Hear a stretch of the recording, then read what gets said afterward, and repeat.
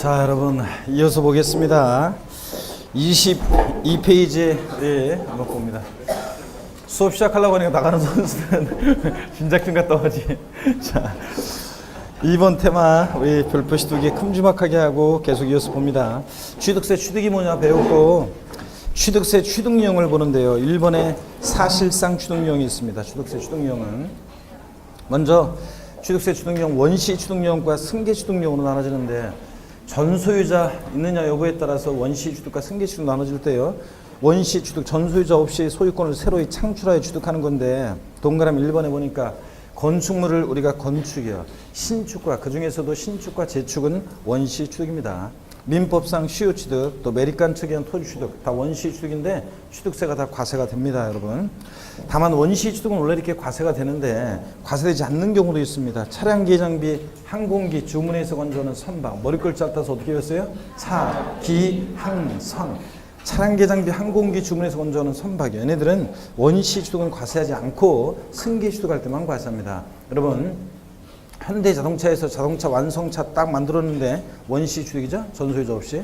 현대자동차 원시 취득이었는데 거기다 대고 취득세를 딱 부과하면 현대자동차에서 자동차 가격에 취득세 부과받은 만큼을 반영해서 소비자들에게 전가시키잖아요. 우리 같은 소비자들은 현대자동차 판매 주식회사로부터 자동차를 승계 취득할 때 취득세를 내는데, 자동차 가격이 이미 또 취득세가 반영되어 있죠? 이중과세 문제가 생기고 또 수출할 때 가격 경쟁력이 떨어지기 때문에 차, 기, 항, 선 얘네들 원시 취득 과세한다 안 한다? 안 합니다, 여러분. 승계 취득에 한해서만 과세합니다.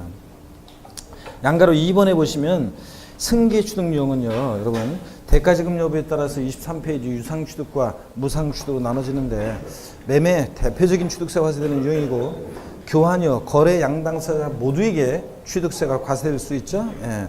그 다음에 법인에 대한 현물출자 다 취득세가 부과됩니다. 근데 상속증여 같은 무상취득도 취득세가 과세된다고 그랬습니다. 그래서 상속세, 증여세를 냈든 안 냈든 상관없이 상속증여 받은 물건이 취득세 대상에 해당하면 뭐가 부과된다? 취득세가 부과됩니다. 그래서 양도소득세에서는 우리 사실상 유상 이전이어야 되죠. 양도세, 양도는. 그래서 양도세는 반드시 대가를 받고 이전에 이제 무상 이전은 양도에 당하지 않잖아요. 근데 취득세는 유상, 무상 불문하고 취득세가 과세된다는 거예요, 여러분. 그 다음에 자, 사실상 취득은 아니지만 지방세법상 취득했다고 간주 의제해서 취득세 부과되는 경우가 있는데, 먼저 토지 지목 변경으로 어떤 일이 있을 때? 가액의 증가가 있을 때예요. 여러분, 기초이름부터 말씀드린 겁니다. 보세요. 갑이라는 사람이 밭을 갖고 있는데 대로 지목을 변경한다. 그러면 이 지목 변경할 때, 지목 변경 전에 밭의 소유자 갑인데요.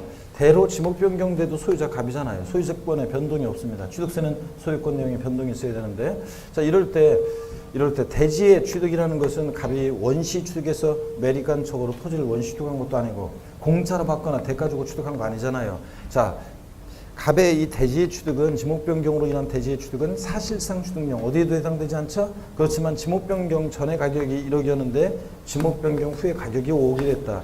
이렇게 가액의 증가가 있을 때 이 가액의 증가를 취득했다고 의제해서 취득세 부과되는데, 웃다튼 간에 지목 변경으로 네 재산이 4억 원만큼 가치 증가했을 때 이 가치 증가분에 대해서 취득했다고 의제 간주해서 취득세를 부과하겠다는 얘기입니다. 그래서 이렇게 단순히 토지 지목만 변경된다고 취득세 부과되는 것은 아니고 반드시 어떤 일이 있어야 됩니까? 가액의 증가가 있을 때 가액의 증가를 취득했다고 의지합니다. 그 다음에 양가로 2번 차량 개장비 선박 종류 변경으로 가액 증가했을 때, 자동차 같으면 원동기, 엔진을 교체한다거나, 또 그 다음에 선박 같으면 배 재질을 바꾼다거나, 승선인원, 적재력량 뭐 이런 것들을 많이 실을 수 있도록 뭐 해가지고 변경한다거나, 이럴 때 종류 변경했다고 합니다. 우리 기본수에 보면 종류 변경의 의미가 좀 나와 있고, 법령에 보면 더 자세히 나와 있지만 자세한 거 알 필요 없고, 하여튼 차량이나 기장비 종류를 변경해서 이런 식으로 해서 가액의 증가가 있을 때 그 가액 증가분을 역시 취득했다고 어떻게 합니까? 의지합니다. 자동차 엔진 교체 전과 후에 소유자 변동은 없잖아요. 같이 증가했겠죠? 가치 증가분을 취득했다고 의지하고. 양가로 3번 건축물을 개수합니다. 증축이나 개수해서 가액의 증가가 있을 때 역시 가액의 증가분을 취득했다고 의지합니다. 건축물 개수했을 때 소유자 변동은 없잖아요. 그렇지만 그 가액의 증가분을 취득했다고 의지합니다. 이렇게 해서 양가로 1, 2, 3번은 가액 증가가 있을 때 그 가액 증가분을 취득했다고 강조해서 취득세 부과됩니다. 양가로 4번 과점주주의 주취득. 그 다음에 여기 빠졌네요. 땡땡. 끌어야 되는데 제목인데 과점주주의 주식 취득해놓고 땡땡 해놓고요. 그 다음부터 본문 이어집니다. 과점주란 자가 주식을 취득했을 때 주식은 취득세 대상이 아닙니다. 그런데도 과점주란 자가 주식을 취득했을 때 주식을 취득한 비율만큼 이 법인 소유의 부동산 등을 과점주주가 취득했다고 간주 의제해서 취득세가 부과됩니다. 자, 그럴 때 이 제도를 왜 도입했냐면 비상장법인의 과점주가 되면 과점주가 막 지멋대로 해버리죠. 그러니까 우리 법인의 부동산 사자 팔자 지멋대로 하니까 자, 독과점을 억제하고 소유분산을 촉구하기 위해서 이 제도를 도입했는데요. 주식은 취득세상이 아닌데도 한번 보겠습니다. 비상장법인의 주식 지분을 취득함으로써 과점주가 된 때 그 과점주주는 당해법인의 부동산 등 가로 안에 자, 법인이 요 가로 안의 내용은 2016년도 올해 추가된 건데요. 법인이 신탁법에 따라 신탁한 재산으로서 수탁자 명의로 등기등록이 되어 있는 부동산을 포함. 그러니까 이 신탁한 재산도 포함해서요. 이 법인이 이 법인 소유의 이 부동산 등을 과점주주가 취득했다고 의제 봐가지고 취득세 부과됩니다. 그러니까 과점주주가 주식을 취득한 거지 이 법인 소유의 부동산을 원시 승계 유상무상 사실상 취득한 게 아닌데도 이 주식을 취득한 비율만큼 그 법인 소유의 부동산 등을 취득했다고 의제 간주해서 취득세가 부과됩니다. 그때 다만 이어지는 얘기요. 법인 설립 시 발행하는 주식 지분을 취득하는 경우와 감자, 포테이토 아니라고 그랬죠? 의 경우는 제외한다고 그랬습니다. 무슨 얘기냐? 아까 금방 얘기했듯이 이 과점주주의 주식 취득을 과세하는 이유는 독과점 억제하고 소유분산을 촉구하기 위해서 이 제도를 도입한 건데 법인 설립 시 비상장법인 처음에 혼자 북치고 장구치고 다 해야 되죠? 근데 처음부터 독과점 억제하고 소유분산 시키면 일이 되겠습니까? 그러니까 법인 설립 시 발행하는 주식 지분을 취득할 때는 취득세 납세 의무가 있다 없다? 없다는 거. 요거 알고 있는지 작년에도 나왔고 뭐 여태까지 역대 시험에서 단골로 틈틈이 아주 그냥 잘 나옵니다. 그래서 자, 법인 설립 시 발행하는 저 주식을 취득하는 경우에도 납세 의무 있다고 바꿔서 나온 적도 있고 없다고 나온 적도 있고 그래서 반드시 알아둡니다. 감자의 경우도 취득세 납세 의무가 없는데 이런 겁니다. 여러분. 취득세는 취득 행위를 보고 부과하는 행위세예요. 취득 행위가 있어야 되는데 감자는 어떤 거냐? 다른 사원의 주식이 감자 소각돼서요. 나는 주식 취득 행위가 없는데도 가만히 있었는데 나의 주식 보유비율이 덩달아 높아져서 과점주주가 되는 이런 경우에는 납세 의무가 있다 없다? 없다는 얘기입니다. 취득 행위가 없기 때문에. 자, 이렇게 해서 이런 경우는 납세 의무가 없습니다. 용어 정리 박스를 보시면요. 과점주주 주식 취득에서 과점주 어떤 자냐? 동그라미 1번 비상장법인의 주식을 취득해야 돼요. 코스닥 상장법인 포함하고요.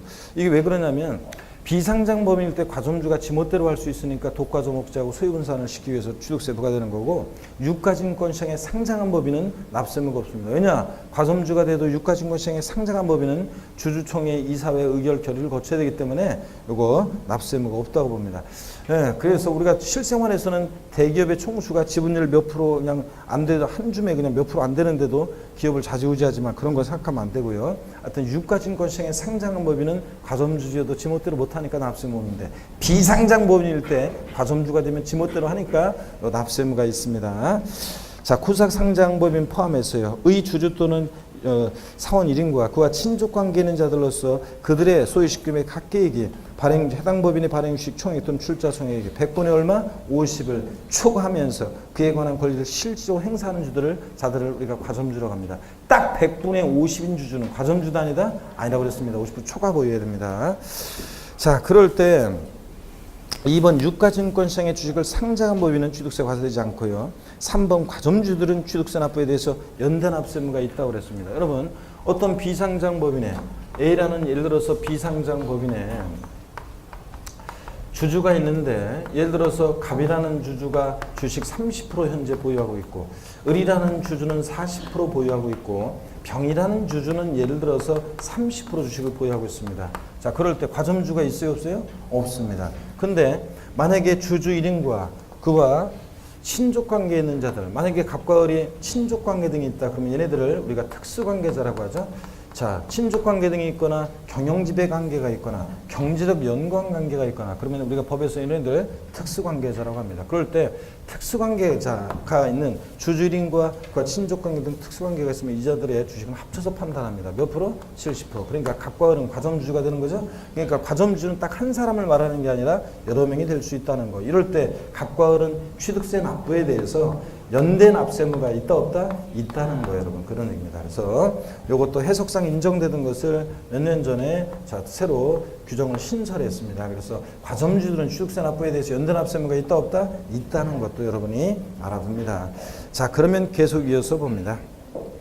그럴 때 동그라미 4번 납세무, 과점주 주식취득에서 납세무 성립 시기는 과점주가 된 시점입니다. 그럴 때 이어지는 얘기가 어떤 얘기냐면 과점주의 주식취득에 대해서 이 과점주가 주식을 취득했을 때 주식을 취득한 비율만큼 그 법인 소유의 부동산 등을 아까 여기서 또 신설된 규정, 그 법인이 신탁했을 때 신탁한 재산 포함해서 이런 것들을 취득했다고 간주해서 부과되는데 이때 과세되는 지분 비율에 관한 얘기가 이어집니다. 예 1번을 보면 비상장 A법인이 A법인의 갑주주가 법인 설립 시 40% 주식을 갖고 있습니다. 설립 시 납세무 없죠. 그 다음에 설립일 이후에 20% 주식을 다른 사원이나 주주로부터 증자 등을 통해서 취득했습니다. 그래서 60%가 됐습니다. 과점주도 아니었다가 최초로 이렇게 과점주가 됐을 때는 20% 추가분만 과세하는 게 아니라 과점주가 된 날 현재 지분율 모두 전체 과세합니다. 그래서 이 사례에서 60% 전체를 모두 과세하고요. 그 다음에 과점주가 된 이후에 5% 추가 취득해서 65%가 됩니다. 이럴 때는 과세되는 지분 비율은 과점주가 된 이후에는 뭐만 과세한다고 되어 있어요? 증가분만 과세합니다. 이 사례 같으면 5%만 과세한다는 얘기입니다. 60%는 이미 과세했잖아요. 그러니까 5% 증가분만 과세한다는 얘기고요.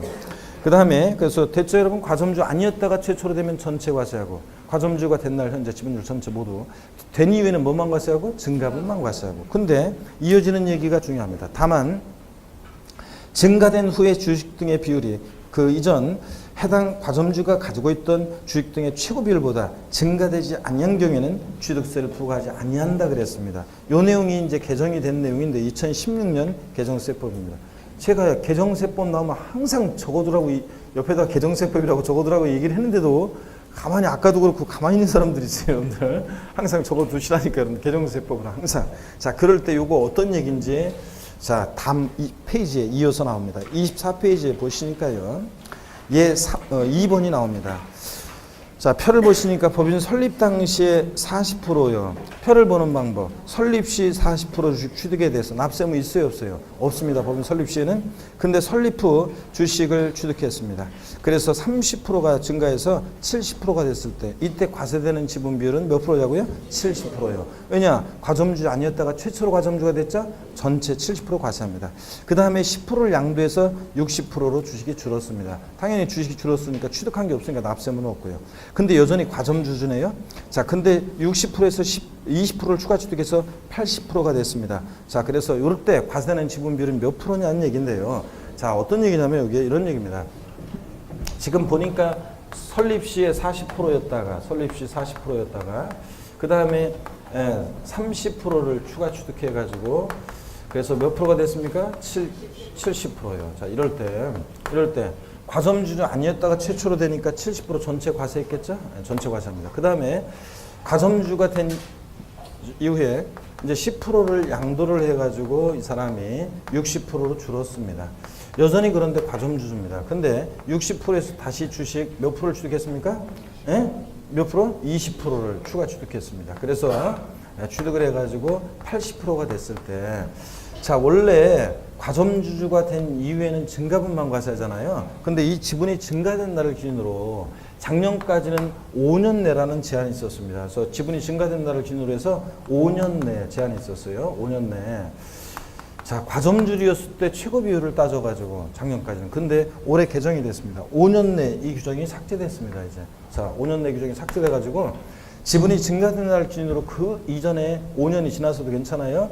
과점주주였을 때 최고 비율 이게 만약에 70%였다면 이때 20% 증가된 날을 기준으로 했을 때 취득세가 과세되는 요 20% 증가된 날을 기준으로 했을 때 과세되는 지분 비율은 몇 프로냐 그러면 자 70에서 여기 보세요 80% 예? 자 이렇게 지분이 그 이전에 최고 비율보다 늘어났을 때 최고 비율보다 증가가 있을 때는 자 과세가 되는데 몇 프로 과세합니까? 70%보다 늘어난 80에서 늘어난 몇 프로만 10%를 과세한다는 얘기입니다, 여러분.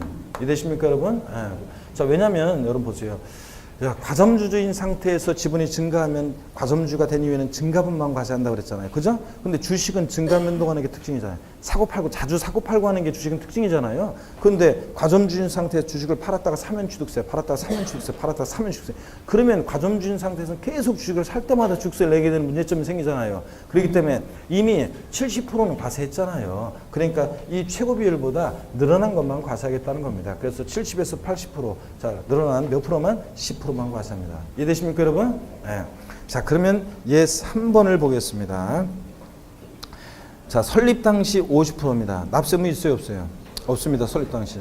그리고 30%를 추가 취득해서 80%가 됐습니다. 과점주주 50%면 과점주주 아니에요.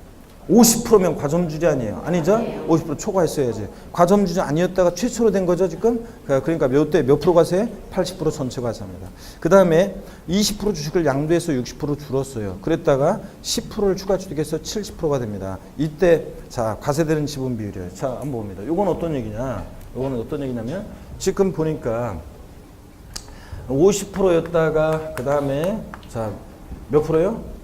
몇 프로를 추가 취득했어? 30% 늘어나서 80%가 됐네요. 네, 80%가 됐습니다. 자, 그러면 과점주 아니었다가 최초로 됐으니까 몇 프로? 80% 전체 과세합니다.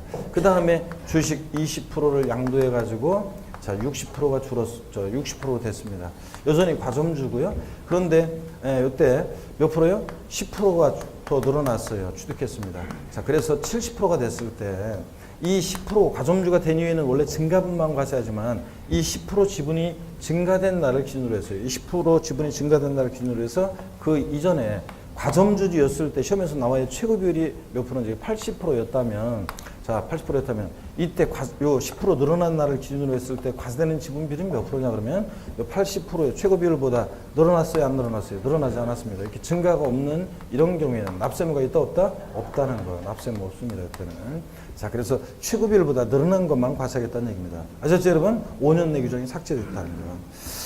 자, 그 다음에 얘 4번을 봅니다. 얘 4번을 좀 헷갈려하는 분들이 있는데 보세요. 법인 설립 시에 60% 주식을 취득했어요. 이 60% 취득했을 때 졸린 사람들 있어요, 지금? 돌림 노래로 그냥 자, 졸고 졸았다가 저기 정신 차리면 저기서 졸고 지금 큰일 났네. 아, 이거 지금 이거 이해하면 쉬운데 이건 한번 이해 못하면 헷갈리는데 설명 잘 들어야 되는데. 자, 얘 4번을 봅니다. 법인 설립 시에 60% 주식을 취득했을 때 법인 설립 시에는 납세무 없어요. 10%를 추가 취득해서 70%가 됐습니다. 자, 그러면 이때 과세되는 지분 비율은 10%만 과세한다고 되어 있는데 왜 그러냐, 여러분 보세요. 이미 법인 설립 시에 주식 취득을 과세하진 않지만 과점주는 돼 있잖아요. 과점주가 돼 있으니까 증가분만 과세하겠다는 겁니다. 10%만. 여러분 이거 왜 그러냐면 보세요. 처음에 비상장 법인 설립할 때는 흔히 보세요. 내 명의로 주식 한 60%, 그 다음에 뭐 부인 명의로 20%, 뭐 이래서 80%. 자, 이런 식으로 이렇게 했다가 비상적으로 설립했다가 또 다른 사람 아는 사람 지인 명의로 10%, 뭐 10% 이런 식으로 했다가 그 지인 한 사람이 아유 난 저 이제 못 하겠네, 나는 빠질래. 그래서 빠지면 그거를 비상장부 또 맡아야 될 거 아니에요. 그래서 내가 그 10%를 취득하는데 그래서 내가 나와 친족관계 특수관계인자의 주식이 80%였어요. 그랬다가 법인 설립 시에 그랬다가 다른 사람 주식 10%를 샀는데 90%가 될 때 그때 최초로 과점주가 됐으니까 뭐 전체 과세한다. 뭐 이런 식으로 해서 90%를 전체를 과세하면 되겠어요, 여러분? 안 되지. 10% 또 하는 것만 과세를 해야지. 그래야지 합리적이지, 여러분. 안 그렇겠습니까, 여러분? 그래서 비상장법인 설립 시에 60%를 갖고 있다가 자, 10% 추가 취득해서 70%가 됐다. 이때는 자, 몇 프로만 과세한다? 증가분 10%만 과세합니다. 이미 과점주가 돼 있다고 봐서. 아시겠습니까, 여러분? 예. 그 다음에 얘 5번을 봅니다. 과점주였다가 60%요. 40% 주식 양도해서 40% 과점주가 아니게 됐어요. 그랬다가 자, 주식을 다시 추가 취득해서 70% 과점주가 됐어요. 60, 40, 70% 되는 이런 경우에는 땡땡 보세요. 그 이전에 과점주가 된 당시 주식 지분 비율보다 그러니까 60%보다 증가된 경우에 한해서 자, 70% 증가된 경우에 한해서 그 증가분 몇 프로만? 10%만 자, 취득세를 과세합니다. 자, 그래서 이 얘기는 어떤 얘기냐면 이런 얘기죠, 지금. 자, 보세요. 60%였다가 주식 줄어서 40% 됐다가 주식 추가 취득해서 70%가 되는 이런 경우입니다. 과점주주였다가 아니게 됐다가 다시 되는 경우. 이거는 계속 과점주주인 상태에서 주식이 증감 변동하는 거고, 이거는 과점주주였다가 아니게 됐다가 다시 되는 이런 경우에는 과점주주였을 때 비율과 다시 과점주가 된 비율을 비교해서 어떻게 한다? 이렇게 증가가 있는 경우에 증가분만 과세합니다. 몇 프로만 과세 여기서? 60에서 70% 된 10%만 과세하겠다는 얘기입니다. 10%만. 아셨죠, 여러분? 이런 얘기고.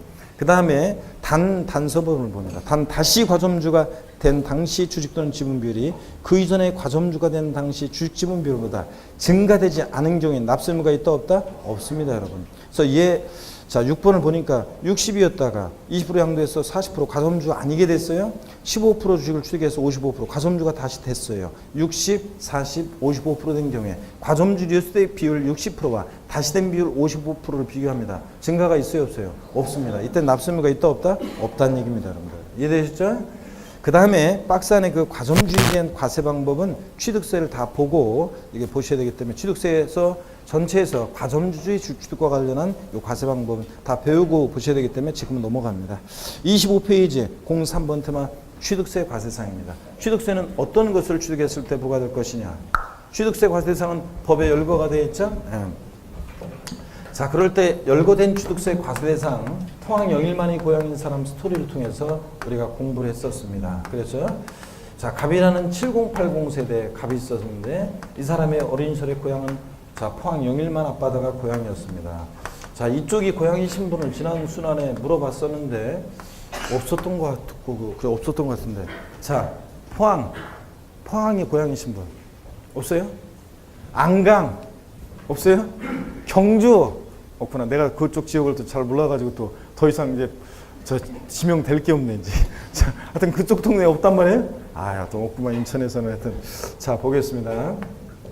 포항 영일만 앞바다가 고향이었는데, 자, 이 포항 영일만 앞바다 고향이었는데, 그 새로운 우리 동영상 수강생분 중에서 보니까 경상도 이쪽 이쪽 부분에서 듣는 분이 있긴 있었던 것 같습니다. 저 카페 보니까. 하여튼 자, 어떤 말이죠? 여기서는 이 사람 고향은 여기였고 어린 철에 마도로스가 되는 게 꿈이었죠. 그래서 어린 철에 바다를 보면서 마도로스가 꿈이었는데 서울에서 직장 생활하면서 그냥 평범하게 살다가 어느 날 삶의 회의를 느껴서 고향으로 낙향하는 과정을 국어 시간에 배웠다고 그랬죠. 3인칭 전지적 관점에서 쭉 따라가 봤더니 이 사람이 서울에서 뭐 팔고 갑니까? 토지, 건축물을 팔고 뭘 타고? 항공기를 타고. 자, 김해공항을 간 다음에 여기서 자, 포항 영일만까지는 차량을 타고 이동해서 도착했죠. 그래서 맨날 바다 보고 소개를 하는데 제가 지난 순환에 그리운 바다 성산포라는 이생진 신의 시집도 소개해드렸잖아요. 술은 내가 먹었는데 취한 것은 바다다. 수평선에 눈이 배었다. 이러면서 또 그 시도 한번 읊어드렸죠. 저 수강생분이 올린 그 시도 제가 한번 읊어드렸는데 그 시 속에서 나오는 이런 장면이 있었잖아요. 빨강 등대 아래 방파제 걸터 앉아 해삼에 소주 한 잔 고독이 방파제 펄떡인다. 요 글귀를 제가 제 카톡에다가 이렇게 해놨더니 제 친한 친구들이 한때 그렇게 해놨더니 제 친한 친구들 있죠? 친한 친구들은 뭐 제 근황을 아니까 이거 연락이 없었는데 그 꽤 오래 본지 오래된 친구들 있잖아요. 뭐 한 3, 4년 되고 5년 되고 막 그런 친구들 있죠? 그런 친구들한테 그 무렵에 전화나 카톡을 많이 받았습니다. 그 친구들이 딱 봤을 때 딱 그 글귀를 보니까 야, 이놈이 이거 방파제 걸터 앉아서 소주 마시고 해삼에 고독이 펄떡이고 야, 이거 뭐 무슨 일이 생겼나 보다 이놈이 이거 뭐 그런 것 같아요. 이렇게 친구들이. 그래가지고 자꾸 친구들이 전화가 야, 뭐 별일 없냐, 어떻게 잘 지내냐, 뭐 건강은 하냐, 뭐 하는 일은 어떠냐, 자꾸 막 꼬치꼬치 물어보고 막 그랬어요. 친구들이 별일 없냐고 꼬치꼬치 물어보는데 별일 없다고 막 그랬는데 자꾸 막 야, 그러면서 뭐 힘내라고도 하고 별일 없냐고 물어보고 그랬는데 걔들이 보니까 그 식구 때문에 그랬던 것 같아요. 그래서 곧 방파제 걸터 앉아있다가 소주 마시고 방파제 아래로 뛰어내릴까봐 걱정돼서 전화했는지 막 친구들이 막 카톡도 하고 막 그랬습니다. 어떡하네. 그런 시도 제가 소개해드렸습니다. 이 사람도 맨날 그렇게 방파제에 걸터 앉아서 낚시하고 해삼에 소주 마시면서 고독을 즐기면서 그렇게 있다 보니까 이 사람 부인이 야 인간아 일 좀 하라 맨날 놀면서 그러지 말고 그래가지고 어부가 되기로 결심했죠. 그래서 선박을 취득해서 어권을 다른 사람으로부터 샀죠. 그래서 고기를 잡았는데 어부는 아무나 하는 게 아니죠. 도저히 힘들어서 못하겠다 그래가지고 이 사람이 도저히 힘들어서 못하겠다 그래서 자 사업구상 제2의 인생을 불태울 수 있는 뭔가 없을까 그래가지고 사업구상할 겸 해가지고 강원도 정선에 갔죠. 여기 강원랜드에 갔습니다. 그래서 제가 정선과 얽힌 에피소드도 지난번에 얘기 드렸고요. 우리 저기가 또 우리 정선 이쪽 고향이신 우리 저기가 또 있죠 또. 그래서 그죠? 그래서 우리 저 주안에 우리 사북고한 태백이 고향이신 분 딱 한 분은 내가 알고 있고, 자 또 사북고한 태백이 고향이신 분, 저기 언니는 맞아 사북고한 태백 한 명 알고 있고, 사북고한 태백 또 없어요? 이쪽? 한 명밖에 없구만. 하여튼 출세 많이 했지 저 사북고한 태백에서 여기까지. 자 뭡니다. 이쪽 같은 출신들은 예? 탄광촌의 그 거무쭉쭉한 산들과 함께 예? 바라보면서 시냇물이다. 하늘은 파란데 시냇물은 저 미술 시간에 어렸을 때 초등학교 때 다 검정색으로 칠하고 막 그랬다고 했잖아요. 그렇죠? 이 산들을 바라보면서 아이템이 떠오르죠. 그래 여기 온 사람들이 골프도 좀 치고 콘도 숙박도 하고 그 다음에 종합체육시설 운동도 하고 폼나게 승마도 하고 요트 탈 수 있는 회원권을 분양하는 복합 리조트 사업을 건설하기 위해서 폐강을 사들였죠. 땅을 싸게 사기 위해서 광업권을 취득 해서 임목법에 의한 임목을 자 기계 장비로 싹 밀고 건설하려고 한다. 이렇게 소개해 드렸습니다. 그래서 취득세 대상 자 4배속으로 돌려서 빨리빨리 해야죠. 서울에서 못 팔고 간다. 토지 건축물 팔고 뭘 타고 항공기 타고 차량 타고 도착해서 어부가 되기로 심했죠. 뭘 샀어요? 그래서 선박 취득해서 어업권 취득해서 고기 잡다 못하겠다. 강원랜드 갔죠. 거기 온 사람들 골프, 콘도, 종합체육시설, 승마, 요트용권 분양 리조트 사건 설계해서 폐강사 드렸죠. 광학권 취득해서 임목을 뭐로? 기계 장비로 싹 밀고 건설을 한다 했습니다. 이렇게 해서 스토리를 통해서 기억하고요. 회원권은 이렇게 5가지입니다. 골프, 콘도, 종합시설, 승마, 요트용권 5가지고. 근데 기계 장치로 옛날 시험에 바꿔 나온 적이 있지만 뭐 또 나오진 않겠죠. 기계 장비, 건설 중장비 같은 뭐 기계 장비고 자세한 거 알 필요 없습니다. 자, 기계 장치 아니고 임목법에 의한 임목, 이 수목의 집단, 자 취득세 대상이 됩니다. 자, 무채지상권 중에서는 광업권과 어업권 2가지가 대상입니다. 무채지상권 중에서는 어업권, 광업권. 다만 참고적으로 어업권, 광업권을 출원에 의해서 요약집에는 없지만 기본서 같은 거 보면 뭐 시험에서 이런 것까지 물어보지는 않을 거지만 어업권, 광업권을 처음에 출원에 의해서 원시 취득할 때는 취득세를 면제해요. 면제하고 승계 취득할 때만 과세하거든요. 그래서 제가 어업권 다른 사람으로 또 샀다고 그랬잖아요. 그래서 어업권, 광업권 승계 취득할 때 취득세 과세되고 원시 취득은 면제고요. 그런데 어떡하네. 무치상권 중에서는 얘 둘만 대상이죠. 저작권, 출판권, 특허권 뭐 이런 것들은 대상이 된다 안 된다? 안 됩니다. 여러분. 어업권, 광업권만. 그 다음에 또 선박은 뭐 무리를 떠다니는 배면 다 대상이 되고 차량, 자동차관리법상의 자동차에 한하지 않고 원동기 장치에서 승객이나 화물을 실어 나르는 거면 뭐 케이블카, 삭도라고 하는데 케이블카, 기차, 궤도, 기차, 뭐 오토바이 다 됩니다. 차량뿐만 아니라 다 포함하고 자동차에 한하지 않고 항공기 사람이 탑승해서 항공에 사용하는 거면 뭐 다 대상이 되고요. 자, 이런 것들 이 정도 보시면 됩니다. 부동산 당연히 대상이 되고 토지건축물 범위를 주의해서 보시면 됩니다. 작년 시험에 어떻게 나왔냐? 취득세 문제, 종합문제에서 취득세 문제에서 종합문제에서 취득세 과세 대상은 부동산에 준하는 재산, 부동산이라든가 뭐 토지건축물 같은 부동산이라든가 부동산에 뭐 준하는 재산이라든가 또 그 다음에 어업권, 광업권 등을 부동산에 준하는 재산, 어업권, 광업권을 제외한 권리를 취득할 때 취득세가 부과된다. O, X예요. X지. 부동산하고 부동산에 준하는 재산이나 어업권, 광업권을 제외한 권리를 취득할 때, 그럼 뭘 취득할 때? 자, 당연히 저작권, 출판권 이런 거 취득할 때 당연히 틀린 이분이죠, 여러분들? 부동산이나 부동산에 준하는 재산, 어업권, 광업권 등을 취득했을 때 취득세가 부과되는 겁니다. 그죠? 근데 제외한 걸 취득할 때 부과된다고 바꿔서 냈었습니다. 자, 그 다음에 이어서 봅니다, 여러분. 그 25페이지에 박스 안에 봅니다. 주의, 토지요. 취득세 대상이 되는 토지는 공간정보의 구축 및 관리가 하는 법률에 따라 지적공부에 등록 대상이 되는 토지와 자 사실상의 토지를 포함합니다. 그래서 사실상의 토지 이런 것도 포함합니다. 매립간척 한 다음에 중공인가전에 사실상 사용하는 토지도 포함하고요. 가로 안의 내용 같은 거 줄글 필요도 없이 단순한 토사의 채취는 취득세가 아니다. 당연하죠. 여러분들 뭐 모래 풀 때마다 흙 풀 때마다 취득세 내면 안 되죠.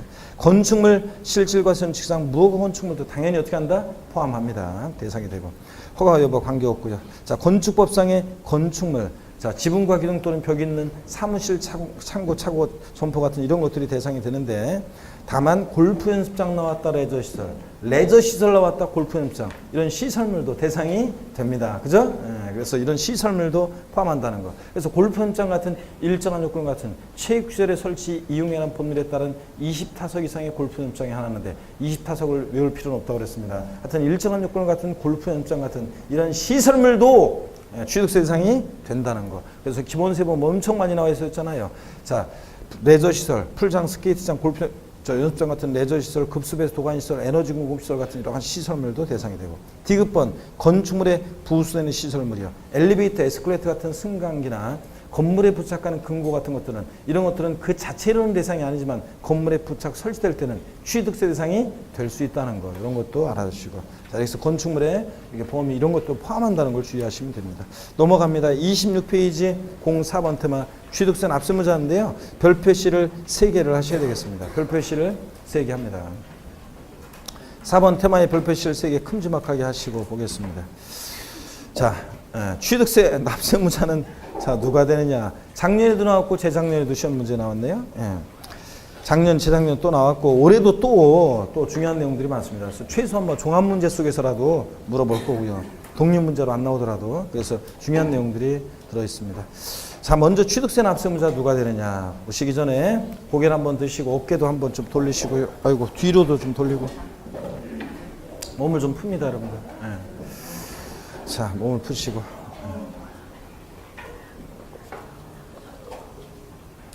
예. 자, 슬슬 이제 그 보면 얼굴이 얼굴이 굉장히 피곤해 보이시는 분들도 많이 늘어나는 것 같습니다. 공부하느라고 피곤하겠죠? 자, 설마 밤새 노느라고 뭐 어제 술 밤새 마셔가지고 오늘 뭐 피곤하신 건 아니겠죠? 왜 누가 술 먹었나? 자, 그래서 하여튼 뭐 요새 피곤하신 분이 많은데 그 어제도 강의하는 곳에서 오전반 보니까 굉장히 막 저 얼굴들이 막 피곤해하고 막 굉장히 나도 힘들어 죽겠는데 어제 그냥 힘들어 죽겠는데 그냥 수강생들이 엄청 힘들어하고 호응도가 전혀 없더라고. 그냥 다들 힘들어가지고 그냥 이러고 있고 그냥 멍하고 있고 그러니까 죽겠더라. 어제 더 힘들어가지고 어제 더 힘들어. 그러니까 몸이 더 가라앉아.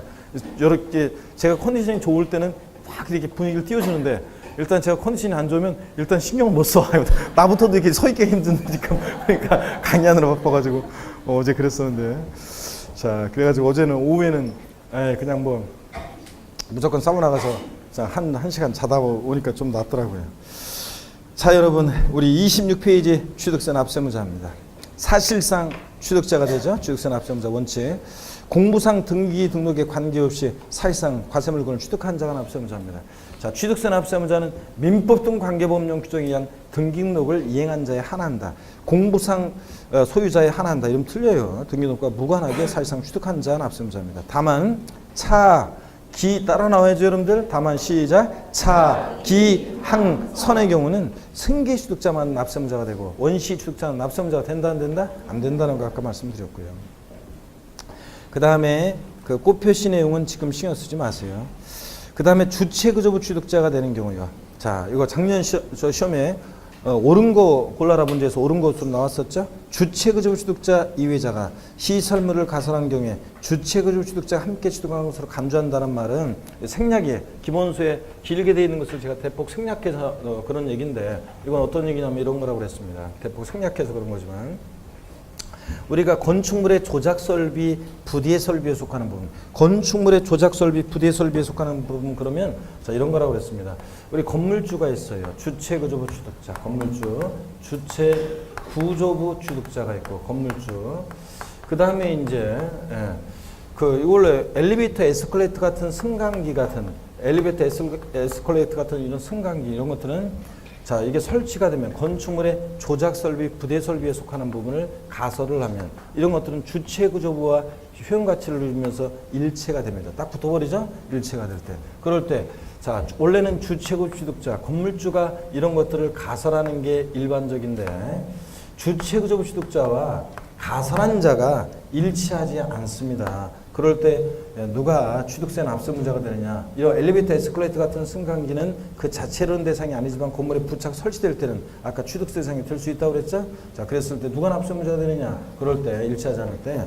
자, 요거 어차피 붙어가지고 딱 하나가 돼서 일체가 되어 있기 때문에 자, 가설한 주체구 취득자가 이외자가 가설한 경우에도 주체구조부 취득자가 함께 취득한 것으로 간주한다는 말은 예규에서는 누구를 납세무자로 하느냐? 요 주체구 취득자, 건물주를 납세무자라고 하고 있습니다. 예규에서는.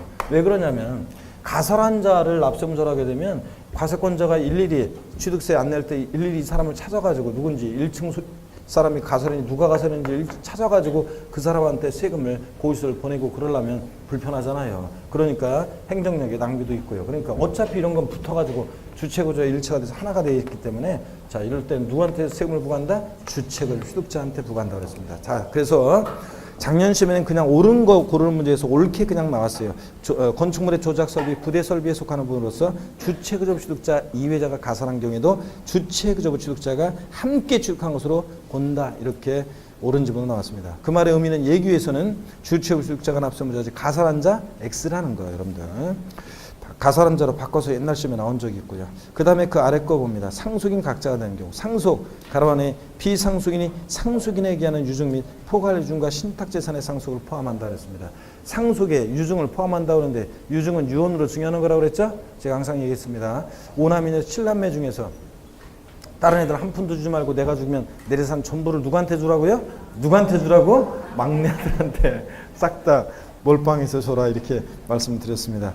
자, 그랬을 때 유증은 내가 죽으면 이렇게 줘라 이렇게 증여의 효력이 자 증여자가 사망했을 때 발생하니까 상속과 같다고 생각하시면 된다고 그랬습니다. 하여튼 상속으로 인해서 취득한 부동산 누가 납세무자냐? 상속인 각자입니다. 대한이 민국이 만세가 상속인인데 대한이는 건물 상속받고 민국이는 토지를 상속받고 만세는 주택을 상속받으면 그 각자가 상속으로 취득한 물건에 대한 취득세 납세무자가 된다고 했습니다. 근데 시험에서는 어떻게 바꾸느냐? 주된 상속자로 바꿔요. 자, 재산세가 헷갈리라고 상속으로 취득한 자산에 대한 취득세 납세무자는 주된 상속자이다. 또는 상속인 가운데 상속심이 가장 높은 자이다. O, X? X입니다. 상속인 각자입니다. 주된 상속자 아니고. 또 공동상속의 경우, 본문에서 그 두 번째 줄 끝에 공동상속의 경우에 취득세 납세 의무는 공동상속인들은 연대해서 취득세 납세 의무가 있다고 그랬습니다. 그래서 갑을병정 4명의 상속인들이 주택 딱 하나를 공동상속받았다 그러면 이 공동상속인들은 취득세 납부에 대해서 연대 납세 의무가 있다 없다? 있다고 그랬습니다. 여러분들. 자, 그 다음에 연대 납세 의무 있는 경우가 아까도 또 보니까 아까도 연대 납세 의무 있는 경우가 아까 자 가점주주들은 취득세 납부에 대해서 연대 납세 의무가 있다 없다? 있다고 그랬습니다. 아까. 에? 자, 공동상속의 경우에 취득세 납부에 대해서 공동상속인들은 취득세 납부에 대해서 연대 납세 의무가 있다 없다? 있다고 그랬습니다. 또 우리가 양도소득세에서도 배웠었네요.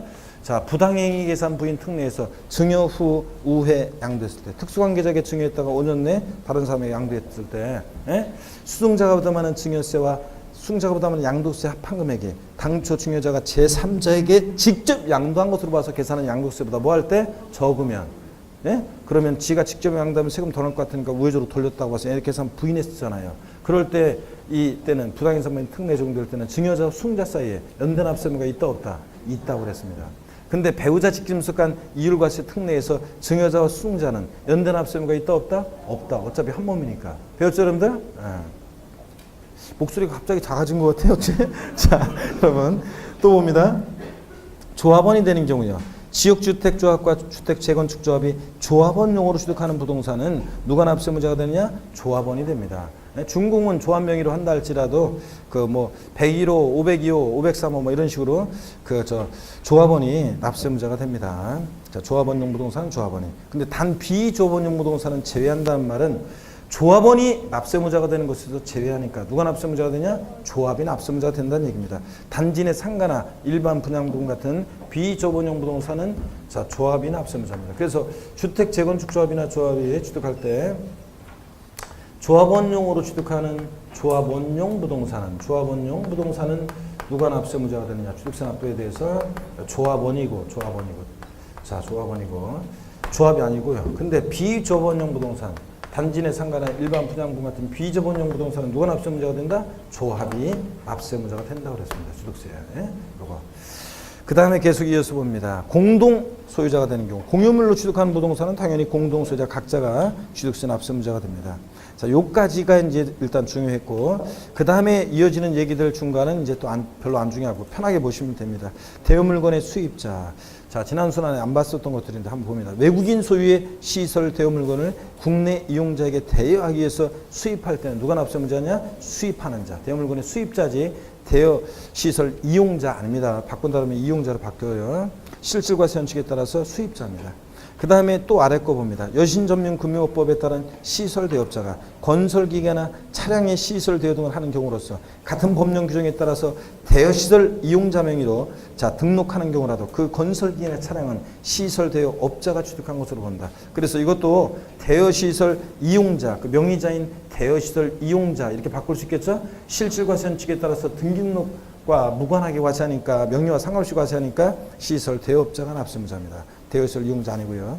그 아래 걸 봅니다. 차량 기장비 선박의 종류 변경하거나 토지 지목을 변경하면서 가액이 증가한 경우에 자 이때 의제 취득의 경우에 누가 납세무자가 되느냐? 그 종류 변경, 지목 변경 시점에 소유자가 납세무자입니다. 그 밭에서 대로 지목이 변경될 시점의 소유자지 후의 소유자 틀립니다. 지목 변경 후의 소유자가 아닙니다. 시점, 강시 그 시점의 소유자가 납세무자가 되고 자 쭉 익혀둡니다. 또 아래 것도 편하게 한번 봅니다.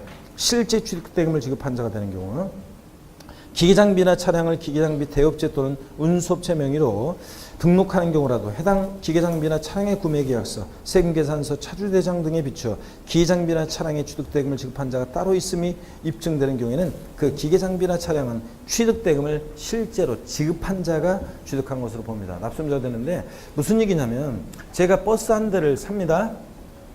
버스 하나를 사가지고 운수업체 명의로 등록을 시켜서 운행을 해서 수익이 생기면 운수업체하고 저하고 나눠갔습니다. 그럴 때 저를 뭐라고 하냐면 지입차주. 제가 사갖고 간 버스를 뭐라고 하냐? 지입차량. 그럴 때 지입차량에 대한 취득세 납세무자는 누가 된다고요? 지입차주가 실제 취득대금을 지급한 자입니다. 그래서 지입차주가 되는 거지 운수업체. 그 등록시킨 그 운수업체 명의자가 아닙니다. 실질과 세원칙에 따라서 명의와 상관없이 부과합니다. 여러분 아시겠습니까 여러분? 이런 거 지입차주 이런 거. 그 다음에 요까지는 또 중간에 있는 이런 것들을 요까지는 또 교양 삼아서 편하게 대충 익혀두시면 되고 중요한 건 이제 또 여기부터입니다. 배우자 또는 직계전비속 부동산 취득의 증여의제예요. 배우자 또는 직계전비속의 부동산을 취득하는 경우에 증여로 취득한 것으로 의제 봅니다, 여러분. 시험에서 배우자 직계전비속의 부동산을 취득했을 때는 증여받아 취득한 것으로 추정한다 땡입니다. 양도소득세에서는 추정하죠. 배우자 직계전비속의 부동산을 양도했다. 한 게 아니라 증여한 것으로 추정했습니다. 양도소득세에서는 추정이고 취득세에서는 의제한다, 간주한다, 본답니다. 그래서 요거 자 증여로 취득한 것으로 봅니다.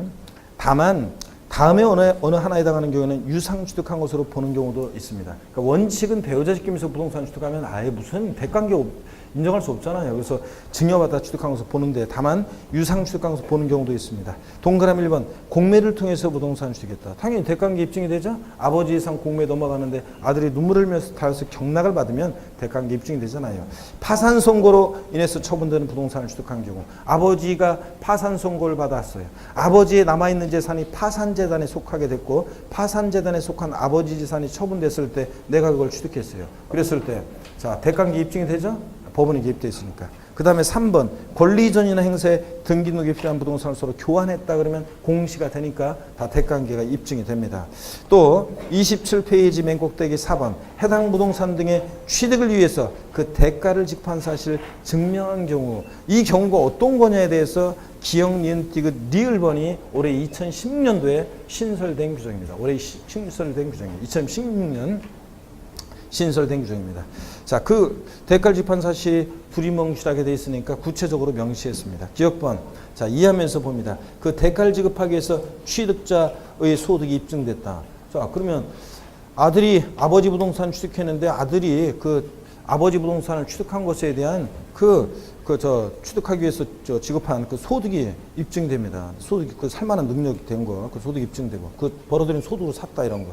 니은번 소유재산을 처분 또는 담보한 금액으로 해당 부동산을 취득한 경우, 아버지 부동산을 샀는데 아들이 어떤 부동산을 팔아가지고 그걸 샀다는 것이 입증이 되거나, 디귿번 이미 상속세 또는 증여세를 과세 비과세 감면받는 경우 포함해서 받았거나 신고한경우로서 그 상속받았거나 수증 증여받은 재산의 가액으로 그 대가를 지급하는 것이 입증이 되거나 뭐 이런 경우 자 등등 이런 경우에는 자 배우자 직김수의 부동산을 취득하더라도 자 유상으로 취득한 것으로 봅니다. 여러분. 그래서 시험에 이미 나왔어요. 다음 중 유상으로 취득한 것으로 보는 경우가 다 틀린 거. 그래서 자 26페이지 요 동그라미 1번부터 4번까지 요 내용을 쭉 깔아놨습니다. 자 한번 나왔었고요. 또 나오진 않겠지 뭐. 자 독립한 문제로는 그 다음에 아래에 넘어옵니다. 부담부 증여의 경우에 채무인수익에 대한 유상 취득 의제. 우리 부담부 증여는 양도세에서 제가 연락에 설명드렸습니다. 그죠 여러분? 동그라미 1번. 증여자의 채무를 인수하는 부담부 증여의 경우에 그 채무액에 상당한 부분은 대가관계에 있다는 거죠? 유상 취득한 것으로 봅니다. 설명드렸잖아요. 부담부 증여 나왔다 그러면 이 사례를 아예 외우시라고 그랬습니다. 이 사례를 여러분이 아예 외우셔야 되는데 귀에 못이 박히도록 얘기해 줘야지. 그래서 그냥 지겹도록 얘기를 해줘야지. 여기 봅니다. 여러분들 각바울이 그만하라고 제발 이제 귀에 못이 박히니까 좀 그만하라고 할 때까지 계속 해줘야지. 자 부담부 증여예요. 시가 5억 상당 토지를 갑이 을에게 증여하자. 증여자가 비고 증여를 받는 수증자리고요. 수증자리고 이 토지를 담보로 갑이 은행에서 빌려 쓴 3억 원의 차입금이 있고요. 저당권이 설정되어 있죠. 또는 뭐 5억짜리 주택인데 거기에 3억 원의 전세권이 설정되어 있는 것도 같다고 그랬습니다. 전세금도 갚아야 할 돈이니까 저당권이 설정되어 있거나 전세권이 설정되어 있을 때 이런 부담이 있는 증여를 할 때 수증자 을이 미쳤냐? 그러지 않고 알았어. 네가 이건 좀 갚아줘라. 그랬더니 알았어. 내가 알아서 갚을게. 그 말은 수증자가 이 채무를 인수하기로 했을 때요. 부담 있는 증여했을 때 수증자가 채무를 인수하기로 했을 때 증여자와 수증자가 내야 될 세금 관계 말해봐라. 증여자는 수증자 인수하는 채무 인수액 3억 부분에 대해서 어떤 거? 양도소득세를 납부할 의무가 있다. 양도소득세 양도에 해당하려면 대가를 받아야 되는데 무슨 대가를 받았느냐? 자신이 갚아야 할 돈 3억 원을 수증자가 인수해서 대신 갚아주니까 증여자 입장에서 보면 3억 원만큼 채무를 면하게 됐죠? 채무를 면한 대가를 받고 이전했다고 봐서 대가관계 있다고 봐서 양도에 해당합니다. 자, 수증자는 전체 증여받은 재산 가액에서 5억에서 갚아야 하는 돈 3억 빼야죠. 그래서 수증자는 채무 인수액, 저 채무 인수액 이외 자산 부분에 대해서 채무 인수액 이외 자산 부분에 대해서 저 사례 같으면 2억이요. 이 채무 인수액 이외 자산 부분에 대해서 뭘 내야 돼요? 증여세가 부과됩니다. 증여세가. 자, 근데 다시 한번 봅니다. 그래서 수증자가 인수하는 이 채무 인수액 상당액 부분은 증여자 입장에서 봤을 때는 요 대관계가 있다고 보죠. 그래서 증여자 입장에서 보면 양도에 해당하는 금액이고요. 그 다음에 수증자 입장에서 봤을 때, 자, 우리 수증자는 증여세도 내야 되지만 모두 내야 돼? 취득세를 내야지. 취득세는 유상무상 불문하고 취득세 부과되잖아요. 자, 그래서 취득세는 5억 전체에 대해서 취득세가 부과되는데 다만 적용되는 세율이 다르다고 그랬습니다. 자, 취득세 입장에서 봤을 때 이 채무인수액, 요 3억 부분은 뭐라고요? 이것은 유상으로 대가관계 인정이 되기 때문에 대가관계에 있다는 것이 인정이 되기 때문에 유상 취득한 것으로 의제 봅니다. 유상 취득한 것으로 보고. 그래서 유상 취득에 대한 세율이 적용되고요. 3억 부분에 대해서는. 자, 채무인수액 이외 자산. 저 사례에서 5억에서 3억 뺀 나머지 2억 부분에 대해서 취득세 입장에서는 뭐라고요? 증여로, 무상으로, 즉 증여받았으니까 공짜로 무상으로 취득한 것으로 뭐 한다고요? 의제 보고요. 이해되십니까, 여러분? 그래서 채무인수액 부담부 증여의 경우에 증여대상 가액 전체에 대해서 증여로 취득한 것으로 본다면 틀려요. 무상 취득한 것으로 본다면 틀리고 채무인수액 상당액 부분은 뭐라고요? 유상 취득한 것으로 보고. 또 시험에 나왔던 것이 재작년에 다음 유상으로 취득한 것으로 보는 경우이다 틀린 것은 부담부 증여의 경우에 수증자가 인수하는 채무 인수액 이외의 자산을 취득하는 경우 이건 유상 취득이 아니라 뭐라고요? 무상 취득한 것으로 보고요. 자, 이런 것들 나왔었습니다. 자, 그러면 교재곡이 그래서 부담부 증여에 관한 거 제가 반대 해석까지 정리해 놨습니다. 그래서 동그라미 2번 보니까 위 동그라미 1의 경우에 채무인수액 이외 자산 뭐라고요? 무상 취득한 것으로 보고 채무액 상당액은 뭐라고요? 유상으로 취득한 것으로 보고요. 자, 동그라미 1번과 2번 잘 알아둡니다. 그 다음에 상속재산 재분할에 따라 초과 취득 시 증여 의제 있죠? 요거는 마음 착한 큰형님 스토리라고 했습니다. 마음 착한 큰형님 스토리. 자, 여기 보세요. 어떤 분이 돌아가시면서 상속재산을 이렇게 남겨놓고 돌아가셨습니다. 자, 그럴 때 상속인이 3명이 있었는데 갑을병 3명의 상속인들이 상속재산을 협의에 의해서 공평하게 분할했습니다. 상속재산 분할로 협의해서 분할로 취득했을 때, 자, 상속으로 각자가 상속으로 취득한 부분에 대해서 각자 이제 취득세 납부하면 되겠죠? 상속으로 취득한 겁니다. 근데 부모님 돌아가시고 나서 일주기가 다가오면서 마음 착한 큰형님이 돌아가신 부모님 생각이 사무쳐 오면서 마음이 울적해서 소주 한 잔 마시다 보니까 동생들 생각이 나죠? 그래서 가비들한테 야, 우리 둘이는 그래도 먹고 살만한데 그래도 우리는 그래도 부자잖아. 근데 병이 막내가 좀 그래도 걸리니까 조금 더 주자 이래가지고 똑같이 막내랑 나누는 건 불공평하다 그래가지고 조금씩 더 주기로 합니다. 그죠? 예, 조금씩 더 주기로 합니다.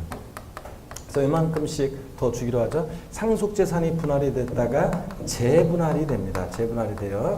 자, 재분할이 됐을 때, 자, 요만큼씩 종전 지분보다 줄어든 사람으로부터 늘어난 사람은 뭐 한다고요? 이거 증여받아 취득한 것으로. 즉, 증여로 상속재산 재분할로 취득한 부분은 증여로 취득한 것으로 의제 본다고 그랬습니다. 그죠? 증여받아 취득한 것으로 의제 봅니다, 여러분. 자, 그런 얘기입니다. 근데 교재를 일단 한번 보겠습니다, 그러면. 상속재산의 재분할에 따라 초과취득시 증여제요. 상속개시 후 상속재산에 대해서 등기등록 명의계서 등에 의해서 각 상속인의 상속분이 확정돼서 등기 등이 된 후 그 상속재산에 대해서 공동상속인이 협의해서 재분할한 결과 특정 상속인이 당초 상속분을 초과하여 취득하게 되는 재산가액은 그 재분할에 의해서 상속분이 감소한 상속인으로서 뭐 한다고 결론? 증여받아 취득한 것으로 봅니다. 초과 취득하는 부분은. 이해되십니까, 여러분? 근데 다만 다음에 어느 하나에 해당하는 경우는 그러하지 아니하다. 즉 증여받아 취득한 것을 보지 않는 경우가 있는데요. 세 가지가 있지만 한 가지만 굵은글씨로 되어 있는 한 가지만 알아두시면 돼요. 상속에 따른 취득세 신고 납부기 전에 재분할이 의해서 취득하는 경우에는 그러하지 않아다 그랬습니다. 제가 아까 마음 착한 큰형님이 부모님 돌아가시고 나서 일주기가 된 때 그 어떤 부모님 생각이 나고 재분할을 했다고 했어요. 즉 재분할이 상속에 따른 취득세 신고 납부 기간. 우리 상속으로 취득했을 때 취득세 신고 납부 기간은 상속 개시일이 속하는 달에 말일로부터 몇 개월? 6개월 냅니다. 이 상속에 따른 취득세 신고 납부 기간 내에 만약에 재분할이 있는 경우에는 그러하지 아니하다 그랬으니까 증여받아 취득한 거 보지 않고 그때는 다시 뭐로요? 상속으로 취득한 것으로 봅니다. 취득세 신고 납부 기간 내에 재분할이 있는 경우는. 아시겠습니까, 여러분? 예. 바꾼다 시험에서 뻔하지 뭐. 졸고 있던 것 같아. 지금 앞에서 지금 우리 그 앞에서 맨 앞에서. 자, 이거 큰일 났네. 이거 이제 금방 쉴 건데. 자, 여러분 봅니다. 힘내시고. 그래서 시험에서 바꾼다 그러면 상속에 따른 취득세 신고 납부 기간 내에 재분할이 있는 경우에도 증여받아 취득한 것으로 본다. X입니다. 상속에 따른 취득세 신고 납부 기간 내에 이렇게 재분할이 있는 경우에는 이 초과 취득하는 부분에 대해서 증여받아 취득한 거 보지 않습니다, 여러분. 아시겠습니까? 증여받아 취득한 분이 아니라 이제 상속 취득한 거로 보는 거고요. 그 다음에 이제 아래 두 개가 이렇게 색깔이 없이 두 개가 나와 있죠? 표에. 색깔이 없이 두 개가 나와 있는데 왜 색깔이 없이 두 개가 나와 있느냐? 얘네들은 올해 2016년 개정세법이라 그렇습니다. 2016년 신설된 내용, 개정세법. 적어 놓습니다. 2016년 신설된 규정이라 그렇습니다. 이거 색깔 없는 거 두 가지. 녹놓고 있다가 어디 적는지도 모르고. 자, 그래서 2016년 개정세법 내용 두 가지입니다. 요까지만 보고 쉴 거니까 일단 한번 봅니다. 자, 잘 보셔야 돼요. 택지공사가, 제목은 택지공사가 준공된 토지 사실상 지목 변경 봅니다. 공간정보의 구축 및 관리하는 법률에 따른 대중에서 국토계획 및 이용에 관한 법률 등 관계법령에 따른 택지공사가 준공된 토지 지목을 건축물과 그 건축물에 접속된 정원 및 부속 시설물의 부지로 사실상 변경함으로써 그 가액이 증가한 경우에는 취득한 것으로 봅니다, 여러분. 자, 그리고 이거 바꾼다 그러면 뭐 이건 뭐 특별히 바꿀 게 없어요. 자, 바꾼다 그러면 보지 않는다고 바꾸겠지만, 그래서 얘들 택지공사가 준공된 토지 사실상 지목이 변경돼서 가액의 증가가 있게 되면 똑같아요. 이 가액의 증가분을 취득했다고 어떻게 한다? 의제 본다는 얘기입니다. 이런 거. 그 다음에 아래 거 또 주의해서 봅니다. 신탁재산의 위탁자 지위 이전을 봅니다. 신탁법 규정에 따라 신탁재산의 위탁자 지위 이전이 있는 경우에는 새로운 위탁자가 해당 신탁재산을 취득한 것으로 어떻게 한다? 의제 역시 봅니다. 그래서 취득세가 부과됩니다. 다만 위탁자 지위 이전에도 불구하고 신탁재산에 대한 실질적인 소유권 변동이 있다고 보기 어려운 경우로서 법령이 정하는 경우 그러하지 아니하다 그랬습니다. 어떤 얘기냐 여기 보세요 여러분들. 이런 얘기라고 그랬습니다. 여기 보세요. 어떤 얘기냐면 자 이런 얘기입니다. 예를 들어서요 여러분 자 갑이라는 사람이 있고 을이 있습니다. 신탁법에 의하면 신탁을 했습니다. 믿고 맡기는 사람 위탁자 갑, 믿고 맡는 사람 수탁자 을이 있습니다. 이럴 때 신탁법에 의한 신탁재산 위탁자에서 수탁자로 이전할 때 이 수탁자의 취득은 과세해야 하네요. 수탁자의 취득 과세해야 하네요. 안 하지. 어휴 큰일 났네 우리 앞 동네에 들고 있어서 믿고 맡은 것뿐이니까 신탁계약 정리면 돌려줘야 되니까 취득세 과세되지 않습니다. 대외적으로 소유권만 이전하는 거지 형식적 취득이죠. 그런데 여러분 보세요. 이 위탁자의 지위를 갑이 자신의 위탁자의 지위를 병이라는 사람한테 이전했습니다. 그랬을 때 위탁자의 지위를 이전받은 이 병이요. 이 병의 취득은 어떻게 한다? 요건 과세한다는 얘기입니다. 위탁자의 지위를 받은 사람. 그래서 거기서 신탁재산에 위탁자 지위 이전이 있을 때 새로운 위탁자요.